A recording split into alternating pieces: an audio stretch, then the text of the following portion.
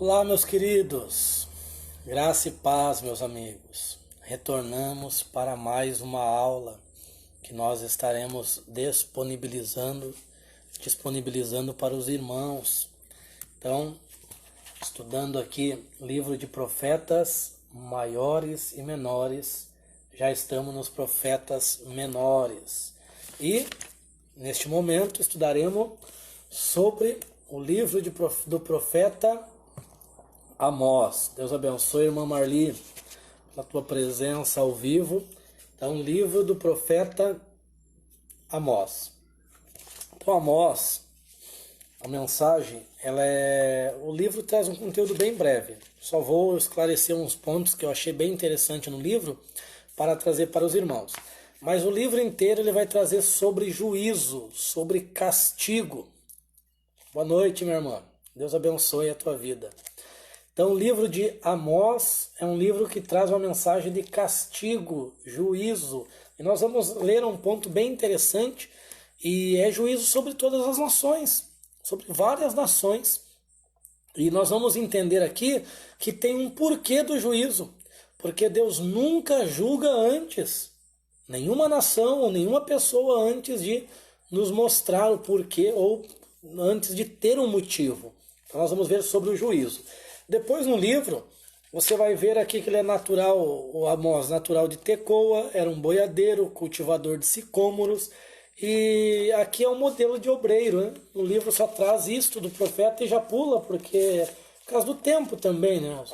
Nós temos 6 profetas para estudar em uma aula, aqui nós estamos tendo mais tempo para detalhar para os irmãos, por isso que eu estou fazendo essa aula um pouco mais longa, né? 50 minutos Oséias, 1 hora o livro de Joel.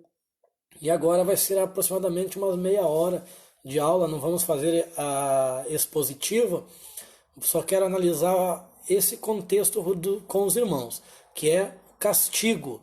Deus traz castigo para as nações, Deus julga as nações. E qual que é o modelo de obreiro humilde ou de crente, obreiro de modelo, meus irmãos, um obreiro modelo, ou um crente modelo, o que ele precisa ter?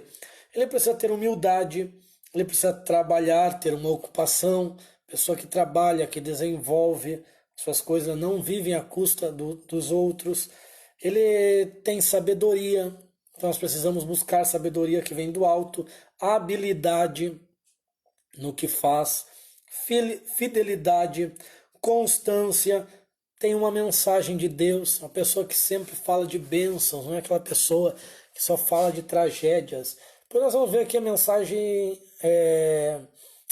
do livro, o valor teológico, nós vamos analisar. Então, o primeiro versículo, irmãos, de Amós, que está depois de Joel aí, ele já nos mostra o período, né, que ele profetiza. Então ele profetiza no período, ele recebe visões, no período dos reis de Israel, ele recebe visões acerca dos filhos de Israel no período de Uzias, Jeroboão, Uzias, rei de Judá, Jeroboão, rei de Israel, tá certo? E olha que interessante, nós terminamos o livro de Joel aqui, dizendo que o leão, capítulo 3, 16, o leão rugirá.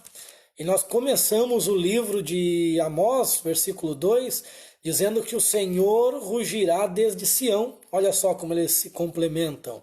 E fará ouvir a sua voz desde Jerusalém, nos apriscos dos pastores haverá lamentação e o cume do Carmelo. Deus abençoe a irmã Carla, a irmã André, que estão presentes conosco. Olha, os versículos que seguem agora, que nós vamos ler, são os juízos sobre as nações. E nós vamos analisar aqui algumas nações que sofrem, que recebem esse juízo, e sempre tem um porquê.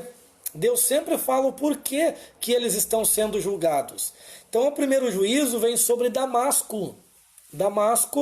E que é na região da Síria.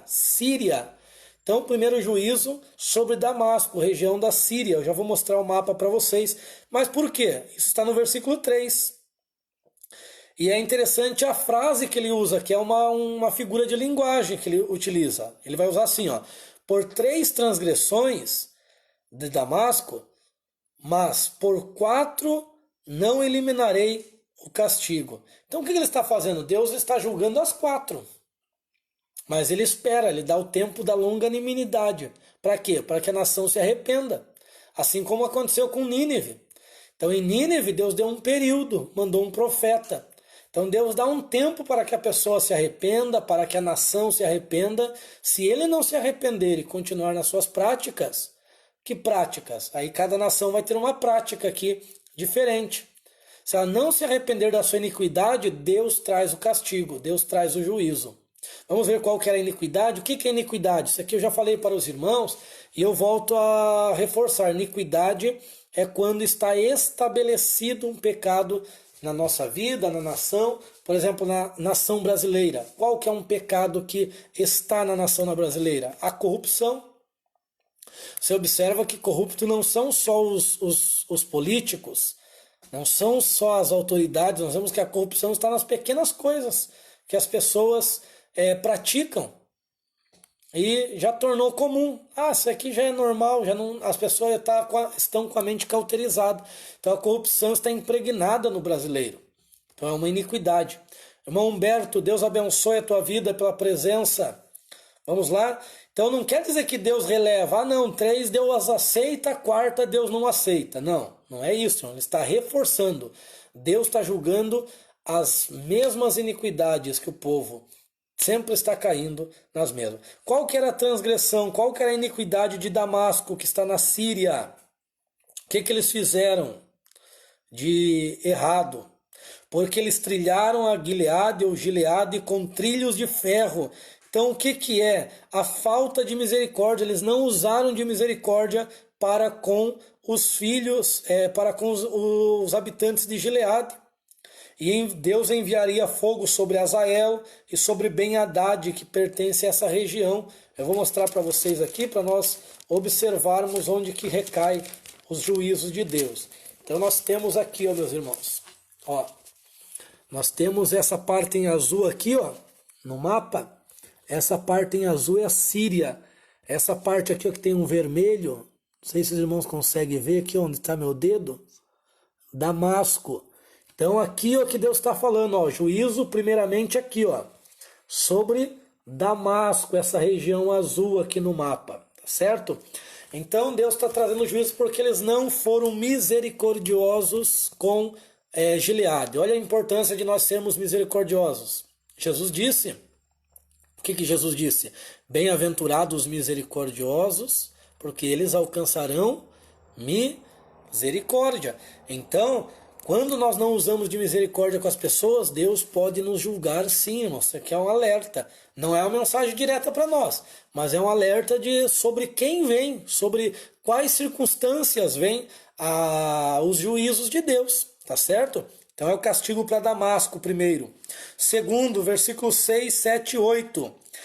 Por 3 transgressões de Gaza, mas por 4, quer dizer assim, por 3 transgressões de Gaza, a minha Bíblia entre colchetes está, não castigarei. Mas esse não castigarei está em colchetes porque não está no original. É um entendimento do tradutor, tá certo? Mas a 4ª eliminarei, a 4ª não eliminarei o castigo. Por quê? O que eles fizeram? Olha só que sempre vai ter esse porquê. Porque levaram em cativeiro todos os cativos para entregá-los a Edom. Daí Deus diz que vai enviar fogo sobre Gaza, sobre os habitantes de Asdod, sobre Asquelon, sobre Ecrom e sobre os filisteus. Porque Gaza está nessa região da Filístia. E qual que foi o pecado de Gaza? O que eles fizeram? Eles pegaram as pessoas que já estavam, eles já eram vassalos, eles já eram cativos, e eles deram para Edom, entregaram para Edom para ter benefícios de Edom. Aquele tempo era um tempo que tinha escravidão, tinha questão dos servos, despojo de guerra. Então eles pegaram esse povo e deram para, que é os próprios povos de Deus, ali de Judá, de Israel, e deram para Edom para obter benefício. Então o que eles fizeram? Eles covardemente eles pegam os mais fracos e dão para os outros. Isso aqui é característica de falso obreiro. Falso obreiro, que ele se finge de teu amigo, mas ele te vende por trás. Então temos que tomar cuidado. Vamos ver aqui onde está a Filístia, onde está Gaza. Então o segundo juízo é sobre este povo. Deixa eu pegar aqui um melhor mapa para os irmãos, para mostrar. Tenho vários aqui, ó, que mostram, né? Não vou pegar nos tempos deles, da divisão das tribos. Vocês têm esses mapas na Bíblia de vocês. Então olha aqui, ó, a região aqui, ó. Nós temos aqui, ó, o reflexo às vezes não ajuda. Nós temos aqui, ó, onde está meu dedo aqui está Gaza, Asdod, aqui, ó, Asquelon embaixo, né? Aqui, ó, Asquelon, acho que não vai focar. Então é a região da Filístia. Outro mapa é aqui, ó, onde está, deixa eu ver. Ele está torto esse mapa, hein? Então aqui, ó, essa região aqui, ó, que é uma região litorânea. Então o que que eles fizeram? Eles pegaram os filhos que estavam cativos e deram para Edom. Edom está aqui, ó, no mapa aqui onde está meu dedo.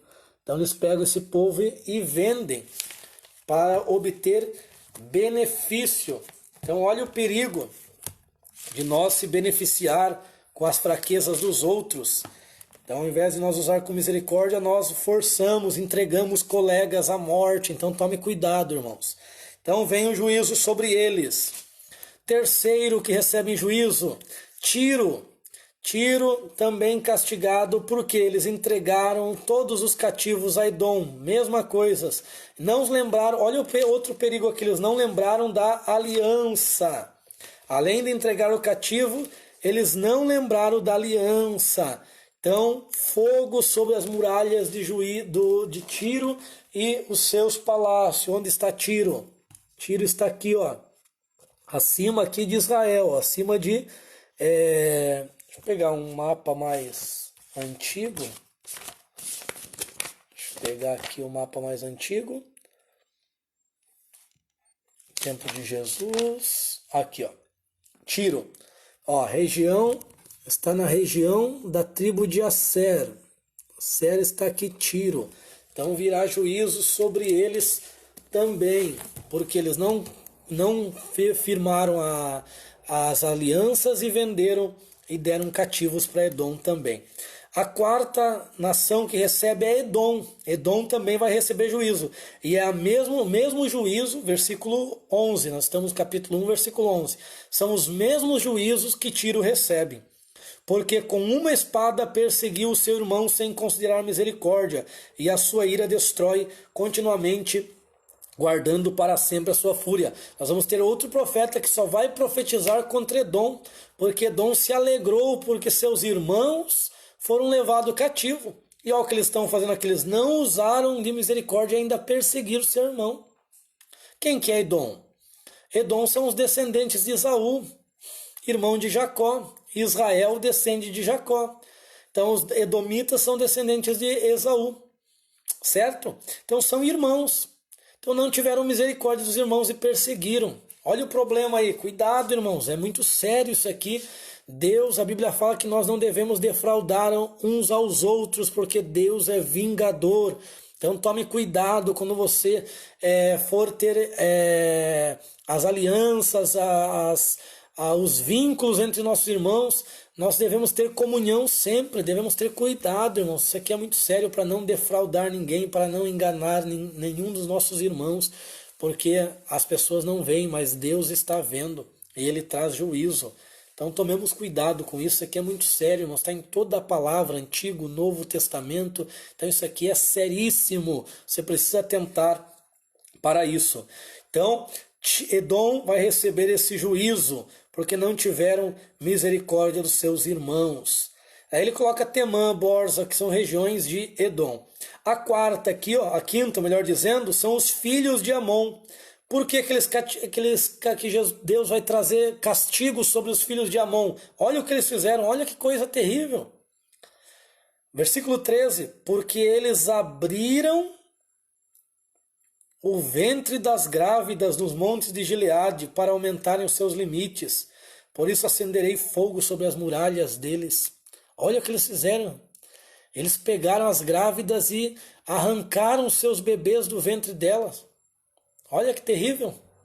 Abriram o ventre das mulheres grávidas e tiraram o bebê de lá. Ou seja, a mulher e a criança morrem. Filhos de Ló com uma de suas filhas são os amonitas, povo amaldiçoado, né, por causa da relação incestuosa. Bom, próximo está no capítulo 2, já pula para o capítulo 2, e é Moabe. Moabe também filho de Ló com uma de suas filhas, os moabitas, de onde vai vir Ruth, uma moabita que vai entender, vai receber Deus, vai receber a palavra através de Noemi e vai para o seu povo, volta para o povo, né? Junto com Noemi. Está lá o livro de Ruth para você analisar, 4 capítulos apenas, você pode ler, tá certo? Mas por que Deus está julgando Moabe? Olha o que eles fizeram, queimou os ossos do rei de Edom até reduzir a cal. Por isso enviarei fogo sobre Moabe. Olha que truculência. Queimou um rei até reduzir a cal, a cinza, a pó. Isso aí é falta de misericórdia também. Então a falta de misericórdia das pessoas. Hoje nós vemos. Porque às vezes a gente pergunta, por que vai vir um tempo de grande tribulação? Olha a maldade dos homens hoje, irmãos. Paranaguá, aí você observa isso, cada dia alguém morre, cada dia alguém é assassinado de uma forma truculenta. Então, Deus vai vir, imagina, coloque isso no âmbito mundial. Quantas maldades no mundo não estão acontecendo, pessoas matando, pessoas fazendo coisas truculentas. Então vai vir um juízo sobre toda a terra também, vai vir o castigo qual nunca houve. Aí você fala, mas é só essas nações aí que recebem juízo? E o povo de Deus? O povo de Deus também. Olha que as nações recebem juízo pela truculência, pela falta de misericórdia, pela falta de afeto. E o povo de Deus, como que é julgado? Versículo 4. As transgressões de Judá. É o mesmo termo, né? Por 3 transgressões não castigarei, mas pela 4ª não eliminarei o castigo. Qual foi o pecado de Judá? Rejeitaram a lei do Senhor Jeová e não se submeteram aos seus estatutos, antes se desviaram do seu caminho, crendo nas suas próprias mentiras, nas quais andaram seus pais. Olha aí, irmãos, Judá, você fala, mas nós... Vamos nos colocar como um judeu agora, né? Como um descendente da tribo de Judá. Mas eu não cometo aqueles delitos que Tiro, que Edom, que Gaza, que Damasco, que Moabe, que Amon faz. Eu não cometo esses delitos, então eu não sou digno de juízo, eu sou justo. Como Abacuque achava. Abacuque ora para Deus e diz, Deus, olha esse povo em nossa volta, eles queimam reis, contextualizando aqui, eles abrem ventre das mulheres grávidas, eles matam os irmãos, eles perseguem a espada, nós somos justos, nós somos fiéis, nós não fazemos nada disso, nós só ficamos aqui. Mas o que eles fizeram? Que também é considerado a mesma maldade. Eles têm a lei do Senhor, os mandamentos, mas rejeitam a lei do Senhor. Vocês rejeitaram a minha lei, então eu castigarei vocês por isso também. Então e nós? Eu não mato, eu não adultero, eu não fornico, eu não falo mal do meu irmão, mas você rejeita às vezes a palavra de Deus, você rejeita as orientações de Deus. Então, irmãos, nós temos que atentar para isso. Ou a Bíblia fala que terá menos rigor para Sodoma e Gomorra do que para o povo que recebeu a palavra, lá nos tempos de Jesus. Então terá menos rigor para uma pessoa que nunca ouviu o Evangelho do que para nós que conhecemos. Porque nós temos a lei, nós temos a palavra. Nós temos tudo isso aqui para nós estudar, analisar, meditar e muitas vezes rejeitamos. Quando que nós rejeitamos isso aqui, irmão? Mas eu estou no curso, irmão André. Quando que eu rejeito isso aqui? Quando eu tenho em casa e não leio. Quando eu tenho a Bíblia e não medito nela, não me interesso por estudar, por conhecer, por aperfeiçoar meu conhecimento. Agora imagine, irmão, nós estamos aqui com 20 pessoas, mais ou menos, 21 pessoas neste grupo, nós temos aí na Igreja dos Irmãos cerca de 30 a 40 pessoas estudando, mas quantos membros não tem a igreja de vocês? A nossa igreja aqui é uma igreja menor, Mas se você pega no culto de ensino, culto de escola bíblica, também é um mínimo. Poucas pessoas. Por quê? Porque eles estão rejeitando a palavra, irmãos. Nós temos que despertar o povo para isso. Se nós não despertarmos a igreja para a palavra, não tem como nós sermos livres do castigo. Então, precisamos voltar para a palavra. A festa é bom, nossa igreja trabalha muito com festa, com congressos, mas isso não é avivamento. Isso não é avivamento, isso é juntamento de pessoas que não, na grande maioria não está dando fruto. Cadê as conversões? Antes, não é ser saudosista, mas antes as pessoas passavam na frente da igreja e se convertiam por causa do poder de Deus. E hoje? Então nós temos que, aqui ó, palavra, precisamos, irmãos, voltar para a palavra, certo? Nós temos a lei do Senhor, nós temos a palavra. Israel, reino norte agora, por que vai ser castigado? Mesmo termo, por 3 não castigarei, pela 4ª não eliminarei o castigo. Porque vendem o justo por dinheiro e o pobre por um par de sapatos. Também esmagam sobre o pó a terra e a cabeça dos pobres e pervertem o caminho dos simples. E um homem e seu pai chegam a uma mesma jovem, com o propósito de profanarem meu santo nome. O que eles estavam fazendo em Israel? Em Israel havia muita injustiça social. Em Oséias nós pulamos o capítulo, mas ele fala das vacas de Bazã, da soberba. Aí nós falamos um pouquinho, né, da maldade, da soberba. Então a soberba, ela acaba com o povo. E Israel é um povo soberbo. Você pega aí os samaritanos, olha, dá uma olhadinha lá no livro de Neemias, Sambalate, Tobias, analisa o que eles queriam fazer. Então os samaritanos eram um povo orgulhoso, soberbo, e isso, Samaria era a capital de Israel. Então é um povo que estava oprimindo os mais fracos. Eu marquei um texto aqui que eu vou ler para os irmãos sobre as injustiças sociais, os pecados sociais. Então Deus julga. Irmãos, nós somos a igreja do Senhor. Nós somos a igreja do Senhor. Deus está conosco, Deus está do nosso lado, Deus está em nós, para ser mais preciso. Mas se nós começarmos a praticar injustiça com as pessoas aí fora, se precisar Deus vir com juízo, Deus vir para tirar contas, para tomar conta, de que lado Deus vai estar? Eles são ímpios, praticam maldade, mas de que lado Deus vai estar? Deus sempre estará do lado que é injustiçado. Tenha essa sentença com você, anote isso. Deus sempre vai olhar para o oprimido, para o injustiçado, para aquele que perece. Então eles estavam vendendo, olha o que eles faziam. Eles vendiam por dinheiro os seus pobres. Vendiam os homens por dinheiro, escravidão. E o pobre por um par de sapato, um par de sandália, mais precisamente para a época, né? Hoje seria aquele sapato de cromo alemão, né? De brilho. Mas aquela sandália bonita, né, que as irmãs gostam de usar, salto, né? Então, era assim que eles estavam fazendo, eles estavam vendendo as pessoas, é a mesma coisa que você vendeu o teu irmão por alguma coisa que lhe interesse. Então isso é um grande pecado. E ainda o que eles faziam? Eles tinham relações incestuosas, porque o pai e um homem chegavam, ou seja, o filho e o pai chegavam à mesma jovem. O que é isso? Levítico 18, não descobrirás a nudez da tua mãe, porque é a nudez do teu pai. Então o que acontecia? O que está acontecendo em Israel? Incesto, relações incestuosas. E Deus levantou profetas, versículo 11 mostra, Deus levantou profetas, Deus levantou homens com chamados específicos, que eram os nazireus, mas eles não entenderam, eles não se arrependeram. Então continua a mensagem, palavra profética no capítulo 3, desde a geração do Êxodo. Então ele vai contar um pouco do histórico do povo que sai. Versículo 11, as injustiças políticas. Capítulo 4, versículo 5, anotei aqui, oferecei em sacrifícios de ação de graça com pão levedado, e proclamai sacrifícios voluntários, publicai-os, pois nisso vos deleitais ao filho de Israel. Então eles tinham que se arrepender.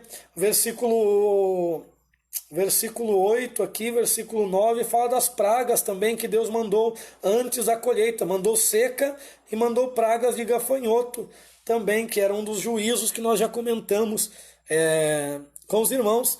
E ver capítulo 5 aqui, ó. Qual que é a saída para isso? Para evitar o juízo de Deus. Qual que era a saída? Você quer saber, irmãos? Qual que é a saída? Os irmãos estão aí, tão vivos aí? Como vocês estão? Tudo tranquilo? Fala alguma coisa aí, meu povo. Aí o irmão Juan colocou aí, ó, vamos voltar ao verdadeiro avivamento. Exatamente, o avivamento verdadeiro é pela palavra. Comente aí, meus irmãos, como você tá. Logo nós já vamos terminar essa aula não será longa. Quer saber qual é a saída para evitar o juízo? Para evitar o castigo? Se você quer saber, coloque aí, que nós já vamos falar para os irmãos. Qual que é a saída para evitar o juízo? Está no capítulo 5, versículo 4. Porque assim diz o Senhor à casa de Israel: buscai-me e vivei. Então a nossa saída é buscar ao Senhor. Buscar-me-eis e me encontrareis quando me buscardes de todo o vosso coração. Invocar o meu nome enquanto eu estou perto. A irmã tá concentrada aí. Tá, que benção. É isso aí, irmão. Vai absorvendo aí essa palavra. Se tiver dúvida, pergunte para nós. Olha o versículo 6. Buscai ao Senhor e vivei. Capítulo 5, versículo 6, para quem chegou agora. E não seja, do livro de Amós, e não seja que lance contra a casa de José como um fogo e a consuma, e não haja em Betel quem a apague. E diz que a terra é do Senhor Jeová. Então a terra é do Senhor, meus irmãos. Aí olha o versículo 11, as injustiças sociais. Portanto, visto que pisais o pobre e deles exigis o imposto do trigo, ainda que tenhais edificado casas de pedras lavradas, nelas não habitareis, ainda que tenhais plantado vinhas desejáveis, não bebereis do seu vinho. Então, as injustiças sociais que estavam acontecendo em Israel, que eram terríveis, certo? Capítulo 5, versículo 18, mostra: ai daqueles que desejam o dia do Senhor, para que quereis vós o dia do Senhor? É dia de treva e não de luz. Depois ele diz aqui que o dia de treva, não de luz, sim, vai ter luz, mas vai ter trevas. As trevas serão terríveis nesse dia do Senhor, que é o final da grande tribulação que nós vimos. O dia do Senhor é um período de tempo, não é um dia específico. Por que o dia do Senhor é um período de tempo? Porque um dia, 1000 anos para nós, é como um dia para o Senhor. Um dia para o Senhor é como 1000 anos para nós. Então, dia do Senhor está falando dessas eras de juízo. Vai ter uma amostra de resplendor, com as 2 testemunhas, com 144 mil, mas as trevas serão terríveis. Certo? Olha o capítulo 6, a pomposidade que eles viviam, camas de marfins, comiam cordeiros do rebanho, bezerros do curral. Então eles viviam confortavelmente. Israel vivia numa pomposidade, vivia numa ostentação, como nós dizemos hoje. Mas o Senhor, capítulo 6, versículo 8, jura pela sua alma que trará juízo sobre eles. E no 5:27 que eu pulei, diz que Deus traria uma nação da além de Damasco, que é a Assíria, a Babilônia, são nações além de Damasco, estão bem distante. E também depois a Pérsia e a Média, que é mais distante ainda, Deus trouxe para julgar Israel. Certo?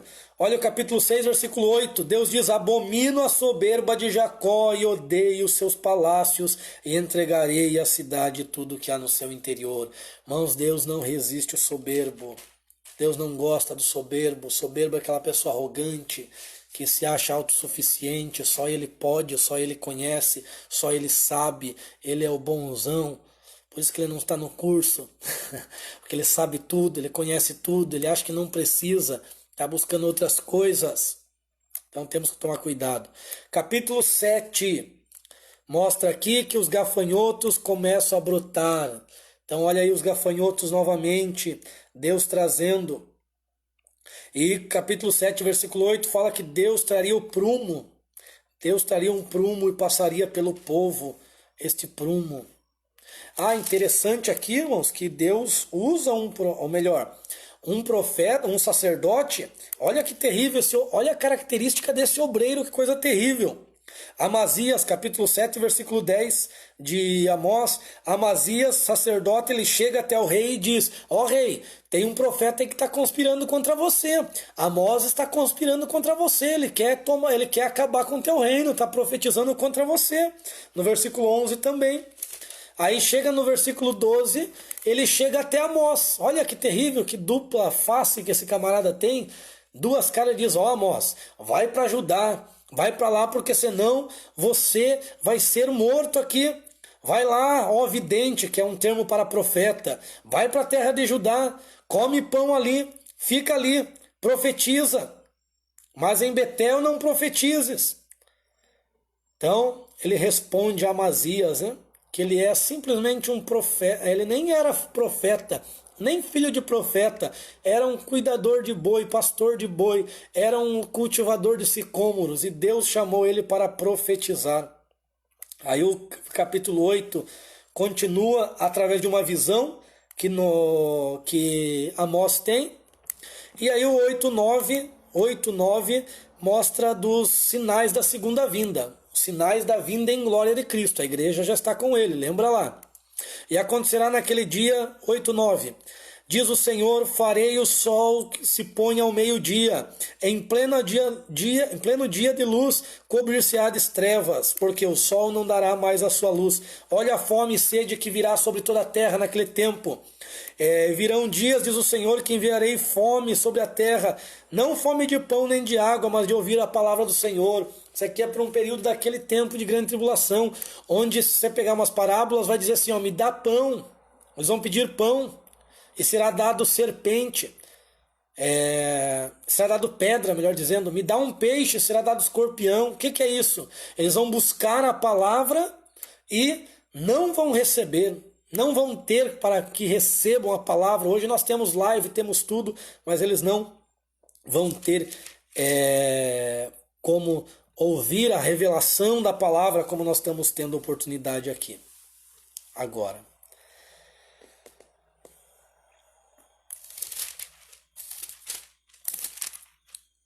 Para encerrarmos, um texto muito conhecido que eu pulei aqui, que você está vendo que é castigo, é juízo. Olha o capítulo 4, versículo 12, para nós encerrarmos, que já está a 32 minutos. Diz assim: ó, portanto, assim eu trarei contigo a Israel, porque eu trarei contigo, portanto, assim eu tratarei contigo, ó Israel, porque eu tratarei contigo, prepara-te, ó Israel, para te encontrares com teu Deus. Então nós gostamos desse texto para as festas também, mas esse encontro é com juízo. Próximo versículo diz isso, que é um encontro com juízo. Os versículos anteriores também, Deus diz que vai derrubá-los. Então, como derrubou Sodoma e Gomorra, como derrubou o Egito, como enviou praga para o Egito, que é os gafanhotos, ele vai derrubar Israel no tempo da grande tribulação.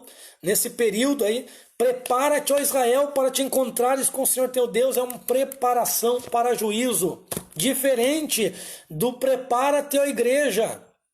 Por quê? A igreja estará com Cristo. Irmão Humberto, o prepara-te para a igreja é diferente do prepara-te para Israel. A preparação da igreja é para se encontrar com Cristo. Agora, a preparação de Israel é para se encontrar com o juízo de Deus. Certo? Todo Israel, todas as 12 tribos. Então, nessa época aqui de juízo, tem textos aqui em Amós que é para a grande tribulação. A igreja já está com Cristo. É isso mesmo, a igreja já está com Cristo. Por quê? O que acontecerá? Nós já explicamos em Joel lá. Vai lá para Joel para você pegar desde o início. Lá eu vi que o irmão entrou depois. Dá uma analisada em Joel, nós explicamos. Acontecerá o arrebatamento 7 anos depois, que é o tempo de grande tribulação. O Senhor vem em glória. O Senhor se apresenta em glória. E os juízos que eles são profetizados aqui, os profetas eles profetizam esses juízos, esses 7 anos, que foi abreviado por causa dos escolhidos, por causa de Israel. Foi abreviado para 3 anos e meio. Por 3 anos e meio eles sofrerão duros juízos terríveis. tá certo? Juízos terríveis que virão contra eles. Por isso que Deus diz: prepara-te, ó Israel, para te encontrar com o teu Deus, porque eu vou te derrubar como derrubei Sodoma e Gomorra, eu vou mandar praga como mandei no Egito, eu vou destruir, vai vir o juízo, e em meio a esse juízo eles vão prantear, vão se humilhar, vão se arrepender. Nessa época a igreja não está aqui. Lá em Joel eu já mostrei isso para vocês, que não aparece igreja na grande tribulação. E em Apocalipse eu vou continuar a mostrar isso daí para os irmãos, que a igreja não é vista na grande tribulação. A grande tribulação é para Israel, não é para a igreja. Então o tempo para a igreja é este que nós vivemos. Depois é um tempo para Israel, onde vai ter muitos santos, muitos servos, muitos que vão se converter, que não são da nação de Israel, mas vão se converter. Mas aí já não é chamado mais de igreja, não é mais chamado de esposa do Cordeiro. Certo? Assim como no milênio também, tá? Então eu vou encerrar por aqui, porque já deu 35 minutos, 36 minutos. Eu agradeço a presença dos irmãos nesta live, todos que puderam participar ao vivo aqui, Deus abençoe, irmãos. Aqueles que não puderam, depois assistam, podem comentar, comentem lá no grupo também, se ficou clara essa maneira de aula, se vocês estão conseguindo acompanhar, se está tudo certo ou não. Me deem esse feedback aí para que nós possamos continuar. Vamos ajudar também aqueles irmãos que não puderam assistir. Se vocês puderem chegar até a casa desses irmãos em algum momento para assistir com eles, se puder mandar o link, né, para algum conhecido para que eles assistam. É interessante que esteja no grupo, né, irmãos, que esteja no curso. Por quê? Porque nós já explicamos as outras coisas. Então vocês que já estão aprendendo comigo já estão por dentro desde do profeta Isaías. Então se você pegar essa live e mandar para alguém que não está acompanhando, eles vão ficar perdidos, tá certo? Então, quero desejar para vocês uma boa noite. Por hoje nós acabamos com as aulas. Amanhã eu posto mais alguns profetas, mais uns 2 ou 3, e nós vamos seguir a semana inteira desta forma, tá certo? Só amanhã às 8 horas eu vou entrar com o pessoal do médio aqui.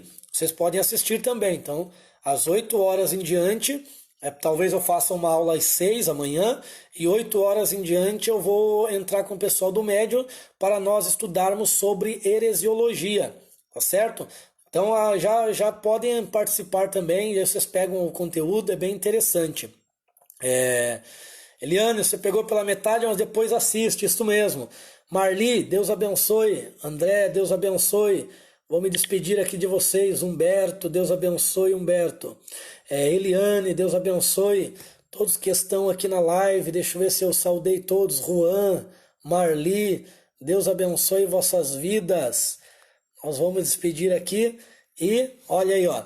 Para haver avivamento, nós temos que viver a palavra de Deus. Essa camiseta eu vesti para vocês aí, ó, para nós vivermos a palavra, para que esses juízos não cheguem a nós.